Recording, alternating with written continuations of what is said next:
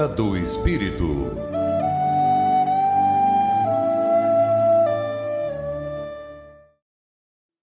Bom dia, ouvintes da Rádio Guarujá, AM 1420. Eu sou Paulo Lima e hoje vou apresentar o programa Na Era do Espírito, produzido pelo Centro Espírita Amor e Humildade do Apóstolo. E hoje vou lhes contar uma fábula. Ela foi extraída do livro Ideias e Ilustrações de Francisco Cândido Xavier, o nosso Chico Xavier. E esse livro, ele é ditado por diversos espíritos, e especificamente esse conto, ele foi ditado pelo espírito de Neio Lúcio, que fala sobre a humildade. Se chama O Burro de Carga. Vamos lá.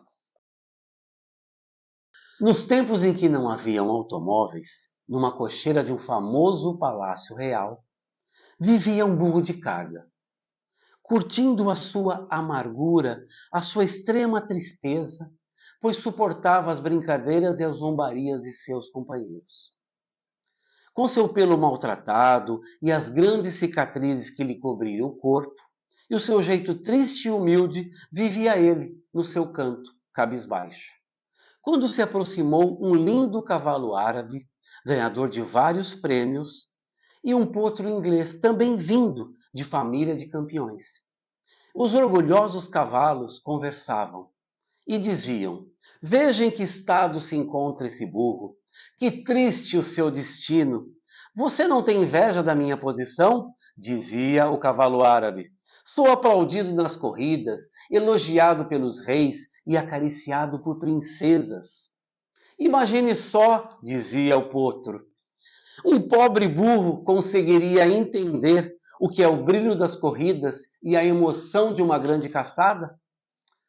Pois bem, o pobre animal recebia todas as críticas e ironias com seu jeito triste e resignado.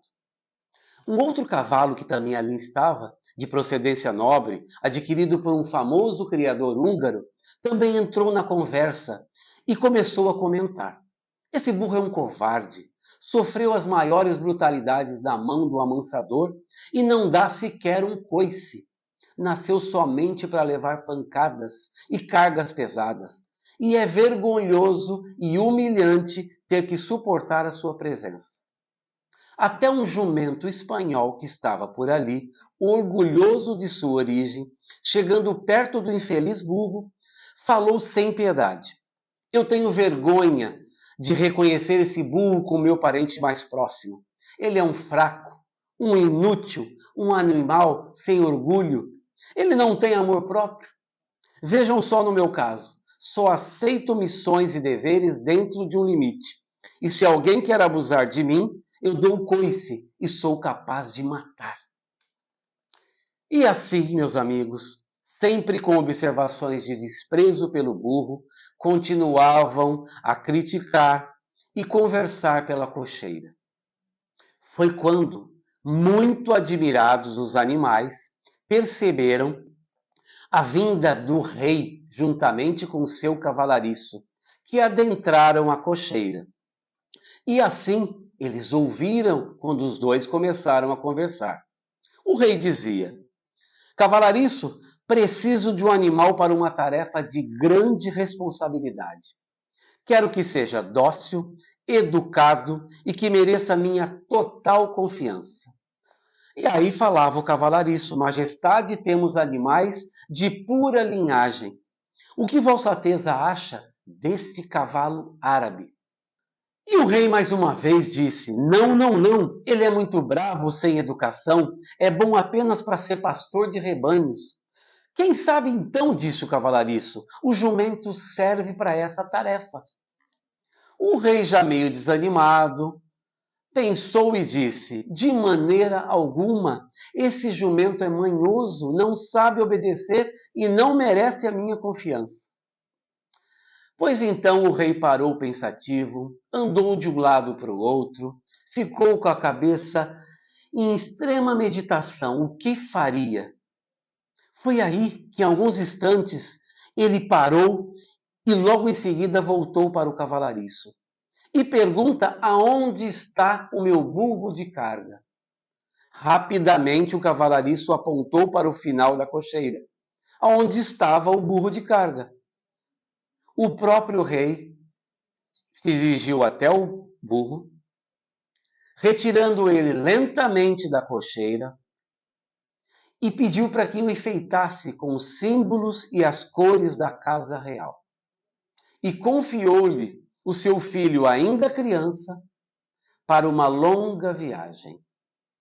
Os outros animais ficaram abismados, não entendendo o que estava acontecendo, e assim o burro seguiu viagem, levando a confiança do rei a caminho do destino. Pois bem, meus amigos, isso acontece na nossa vida. Nós temos muitos amigos, companheiros, conhecidos, mas somente aqueles que vão nos prestar serviço serão aqueles que aprenderam a ajudar sem pensar em si mesmos e sem desejar nenhuma recompensa. Então, essa fábula, ela tem uma reflexão para nos ensinar. E o que temos como essa reflexão? Meus irmãos, vamos fechar por alguns instantes os olhos da nossa pressa. E vamos abrir os olhos da nossa alma. Porque na cocheira da vida, muitas vezes, não somos os mais admirados, não recebemos prêmios, não ouvimos aplausos, não ocupamos lugares de destaque, porque somos talvez aqueles que carregam o peso, que suportam críticas, que seguimos adiante mesmo cansados. E quantas vezes já nos sentimos pequenos, desvalorizados, esquecidos? Mas tem um porém. Quem é que vê a cicatriz da nossa alma? Deus. Deus vê. Cada lágrima contida, cada esforço silencioso, cada dever cumprido quando ninguém observa.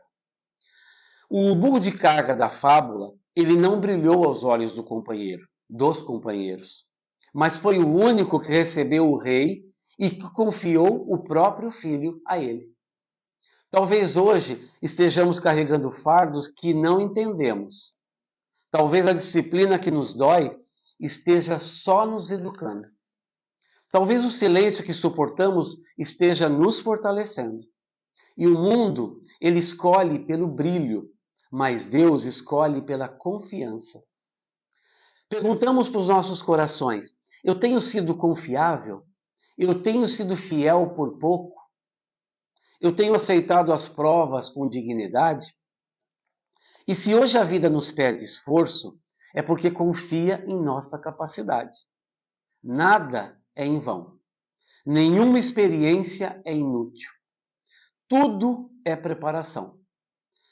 Respiremos fundo e agradeçamos pela oportunidade de sempre servir. E agora eu vou fazer um comentário ligado ao Evangelho segundo o Espiritismo. Porque lá no capítulo 16, ele fala que nós não podemos servir a Deus e a Mamon. Porque a verdadeira superioridade é a que consiste em fazer o bem sem ostentação, como na fábula. A ostentação, o orgulho, o egoísmo era o que mais era evidente. E lá no capítulo também diz: aquele que se humilha será exaltado, e aquele que se exalta será humilhado. Dessa forma, a gente tem como conclusão que no silêncio da humildade, no anonimato do dever cumprido e na resignação ativa, construímos a confiança do alto. Porque quando chegar o momento, talvez também escutemos: onde está aquele que suportou, aprendeu e permaneceu fiel? E então compreenderemos o peso que não era castigo. O tempo todo era preparo. Meus amigos, obrigado por estarem conosco e até um próximo programa.